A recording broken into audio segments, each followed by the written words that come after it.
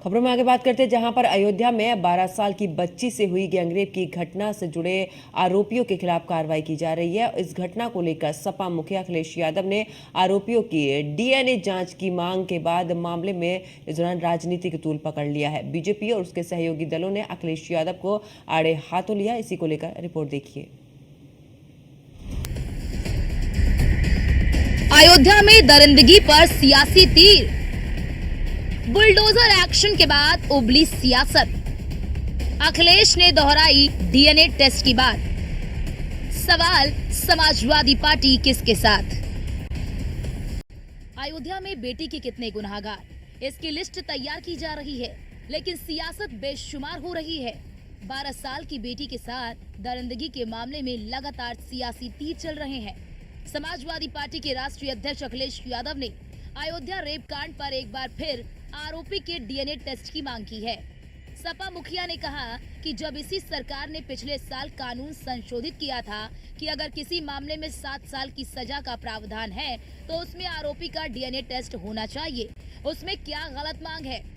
BJP पर निशाना साधते हुए कहा कि ये लोग भेदभाव कर रहे हैं, इसलिए कर रहे हैं क्योंकि इनको हर जगह राजनीति दिखाई दे रही है, वोट दिखाई दे रहा है। ये कितना भी कुछ कर ले, जनता को इनसे कोई उम्मीद नहीं है। जब जनता की उम्मीद खत्म हो जाए किसी भी पॉलिटिकल पार्टी से, तो समझ लेना कि उस पॉलिटिकल पार्टी का सफाया होना निश्चित है। तीसरा अयोध्या का, जिसमें कोई पॉलिटिकल पार्टी, अगर समाजवादी पार्टी ये बात कहती है कि डीएनए टेस्ट होना चाहिए, कैसे मुख्यमंत्री हैं ये? इन्हें कौन राय दे रहा है? ये कानून किसका संशोधित है? ये इन्हीं का संशोधित कानून है 2023 का, जिसमें ये कहा गया है कि डीएनए टेस्ट होना चाहिए अगर 7 साल से ज्यादा किसी की सजा का कोई प्रावधान है तो क्या गलत मांगा? और उनके परिवार के लोग कह रहे हैं, और वहां भी पुलिस सच्चाई जानती है, हमारे पत्रकार साथी भी जानते हैं सच्चाई। वहां की पुलिस जब बीजेपी के इशारे पर और वो सच्चाई से अगर काम करना चाहते तो उन्होंने क्या किया? उन अधिकारियों के खिलाफ कार्रवाई कर दी। तमाम अधिकारी ऐसे हैं जो कह रहे हैं कि हमें तो नौकरी बचानी है, हम क्या करें? हम टेंशन में आ जाएं कि हम भी सर मार दें किसी आदमी के सर पे, खत्म हो जाए किसी पॉलिटिकल पार्टी से, तो समझ लेना उनका सफाया होना निश्चित है। ये जो हारे हैं, इतना बुरा हारे हैं, जनता इससे भी बुरा इन्हें हराएगी, तभी इनका इलाज हो सकता है। वहीं डिप्टी सीएम केशव प्रसाद मौर्य ने समाजवादी पार्टी पर निशाना साधा है। केशव प्रसाद मौर्य ने एक्स पर लिखा, बलात्कारियों को बचाना समाजवादी पार्टी की जन्मजात फितरत है। अगर बलात्कारी मुस्लिम हो तो तब पूरा का पूरा सैफई परिवार उसे बचाने के लिए खूंटा गाड़ देता है।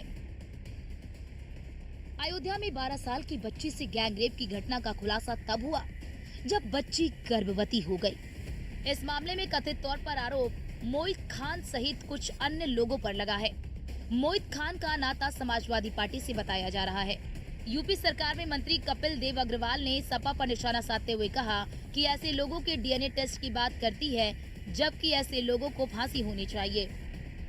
अयोध्या को लेकर लगातार बातें चल रही हैं। समाजवादी पार्टी की तरफ से अलग अलग आरोप लगाए जा रहे हैं। हमारे साथ हैं उत्तर प्रदेश सरकार के मंत्री कपिल देव अग्रवाल। मंत्री जी, जिस तरीके से अयोध्या को लेकर मामला चल रहा है, भारतीय जनता पार्टी के प्रतिनिधिमंडल ने भी कल मुलाकात की थी। उत्तर प्रदेश सरकार में बीजेपी की सहयोगी निशा आरटी के अध्यक्ष और कैबिनेट मंत्री संजय निषाद भी वहां गए थे। अब पोस्टर लग रहे हैं अलग अलग तरीके के कि लड़के हैं, गलती हो जाती है, तो क्या गलती हो गई है? इस तरीके के पोस्टर आ रहे हैं। देख, कितनी शर्मनाक घटना अयोध्या की है।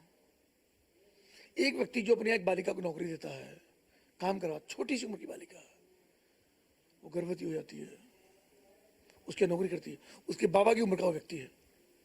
यानी कितनी दुर्दांत घटना है।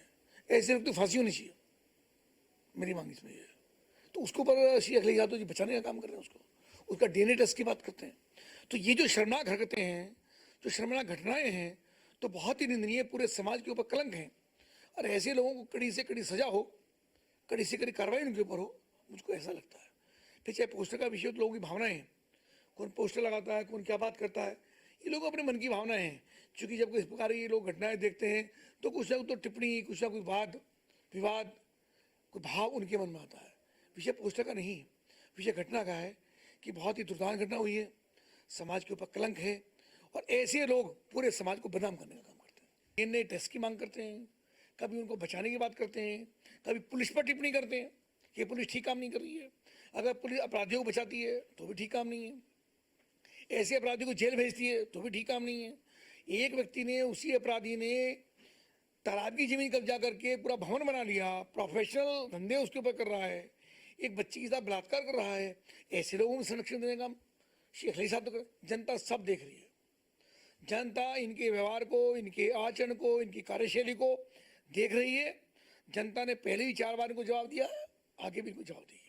अखिलेश यादव अभी मीडिया से बात कर रहे थे तो वो ये भी कह रहे थे कि जिस तरीके से घटनाएं हो रही हैं उसमें केवल यादव और मुस्लिमों के ऊपर एक्शन हो रहा है, उन्हीं का नाम पर्टिकुलर तौर पर लिया जा रहा है, बाकी लोगों पर नहीं नाम ले रहे हैं। तो यादव तो भारतीय जनता पार्टी में भी है, हमारे आदरणीय भूपेंद्र यादव जी हैं, हमारे केंद्रीय मंत्री हैं और बहुत शानदार हमारे नेता हैं। वो ऐसी मानसिकता क्यों रखते हो? इनकी मानसिकता, ये मुस्लिमों को गुमराह करने का काम करते हैं। आज तक उन्होंने मुस्लिम समाज की शिक्षा की बात नहीं की, मुस्लिम समाज की बेटियां कैसे बढ़े ये बात नहीं की, मुस्लिम समाज का व्यापार रोजगार कैसे बढ़े ये बात नहीं की, मुस्लिम समाज की महिलाएं कैसे सुरक्षित है ये बात नहीं की, नौजवानों को व्यवसाय में, समाज में समान अधिकार कैसे मिले ये बात नहीं की। रामनगरी में नाबालिग से सामूहिक दुष्कर्म के मामले में अयोध्या प्रशासन और सरकार फुल एक्शन में है। अयोध्या प्रशासन ने तालाब की जमीन कब्जा कर आरोपी सपा नेता मोहित खान के द्वारा बनवाई गई इमारत को चिन्हित कर नोटिस थमा दिया है। इसी इमारत में एक पुलिस चौकी और पंजाब नेशनल बैंक की शाखा का संचालन हो रहा था, लेकिन अब इस इमारत पर बुलडोजर चलेगा।